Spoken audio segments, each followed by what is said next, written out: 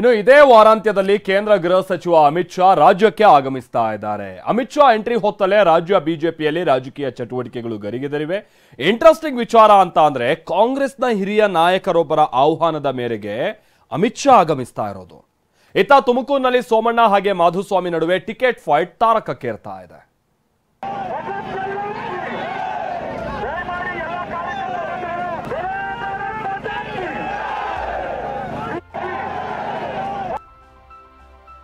ಕರ್ನಾಟಕ ಕಬ್ಜಾ ಮಾಡೋದಕ್ಕೆ ಚುನಾವಣಾ ಚಾಣಕ್ಯನ ಪ್ಲಾನ್. ಅಮಿತ್ ಶಾಗೆ ಕೈ ನಾಯಕನ ಆಹ್ವಾನ, ಏನಿದರ ರಹಸ್ಯ? ರಾಜ್ಯಕ್ಕೆ ಶಾ ಎಂಟ್ರಿ ಗೊತ್ತಾಗ್ತಾ ಇದ್ದ ಹಾಗೆ ಪುಟಿದೆದ್ದ ಬಿಜೆಪಿಗರು.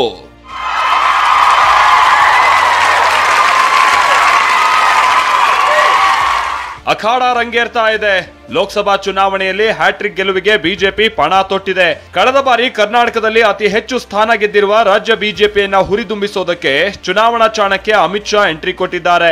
ಇದೇ ಫೆಬ್ರವರಿ 10-11ರಂದು ರಾಜ್ಯಕ್ಕೆ ಎಂಟ್ರಿ ಕೊಡ್ತಾ ಇದ್ದು, ಇವರ ಜೊತೆ ಜೆಪಿ ನಡ್ಡಾ, ರಾಜನಾಥ್ ಸಿಂಗ್ ಕೂಡ ರಾಜ್ಯಕ್ಕೆ ಭೇಟಿ ನೀಡುತ್ತಿದ್ದಾರೆ.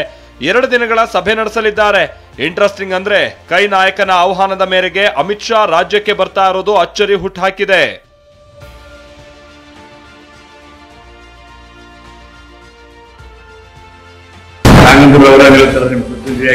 ಯಾರು ಬಿಜೆಪಿ ಪಕ್ಷದಿಂದ ಟಿಕೆಟ್ ಏನು ಕೊಡೋದಿಲ್ಲ, ಅವರನ್ನು ಗೆಲ್ಲಿಸ್ತಕ್ಕಂಥ ದೊಡ್ಡ ಕರ್ತವ್ಯ ನಿಮ್ಮದಾಗಿದೆ. ಎಸ್, ಶಾಮನೂರು ಶಿವಶಂಕರಪ್ಪ ಅಚ್ಚರಿಯ ಹೇಳಿಕೆ ನೀಡಿ 1 ವಾರ ಕಳೆದಿದೆ ಅಷ್ಟೇ. BY ರಾಘವೇಂದ್ರ ಅವರನ್ನ ಗೆಲ್ಲಿಸುವಂತೆ ಕರೆ ಕೊಟ್ಟು ಅಚ್ಚರಿ ಮೂಡಿಸಿದ್ದ ಶಾಮನೂರು ಶಿವಶಂಕರಪ್ಪನವರ ಆಹ್ವಾನದ ಮೇರೆಗೆ ಅಮಿತ್ ಶಾ ಆಗಮಿಸ್ತಾ ಇದ್ದಾರೆ. ಈ ವಿಷಯ ಕೇಳಿ ಖುದ್ದು ಬಿಜೆಪಿ ಪಾಳೆಯಕ್ಕೆ ಅಚ್ಚರಿಯಾಗಿದೆ.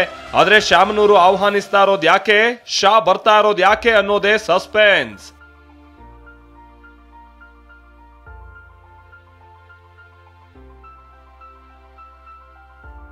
ಅಮಿತ್ ಶಾ ಆಗಮನ ಹಿನ್ನೆಲೆ ಪವರ್ ಸೆಂಟರ್ ಆಯ್ತು BSY ನಿವಾಸ.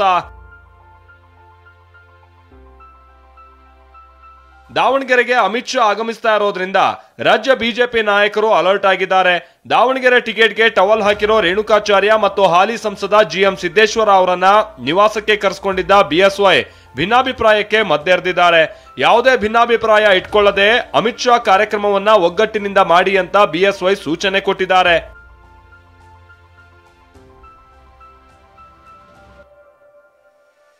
ಇನ್ನು ಮಾಜಿ ಸಿಎಂ ಜಗದೀಶ್ ಶೆಟ್ಟರ್ ಹಾಗೆ ಮಾಜಿ DCM KS ಈಶ್ವರಪ್ಪ ಕೂಡ ಇವತ್ತು ಯಡಿಯೂರಪ್ಪನವರ ನಿವಾಸಕ್ಕೆ ಬಂದಿದ್ರು. ಈಶ್ವರಪ್ಪನವರ ಪುತ್ರ KE ಕಾಂತೇಶ್ಗೆ ಹಾವೇರಿ ಕ್ಷೇತ್ರದಿಂದ ಬಿಜೆಪಿ ಟಿಕೆಟ್ಗಾಗಿ ಪ್ರಯತ್ನಿಸಲಾಗ್ತಾ ಇದೆ. ಮತ್ತೊಂದ್ ಕಡೆ ಮರಳಿ ಬಿಜೆಪಿ ಸೇರ್ಪಡೆಯಾಗಿರುವ ಜಗದೀಶ್ ಶೆಟ್ಟರ್ ಹೆಸರು ಕೂಡ ಹಾವೇರಿ ಕ್ಷೇತ್ರಕ್ಕೆ ಕೇಳಿಬರ್ತಾ ಇದೆ. ಈ ಮಧ್ಯೆನೇ ಶೆಟ್ಟರ್ ಯಡಿಯೂರಪ್ಪ ನಿವಾಸಕ್ಕೆ ಭೇಟಿ ಕೊಟ್ಟಿರೋದು ಗಮನ ಸೆಳೆದಿದೆ. Bureau report TV9.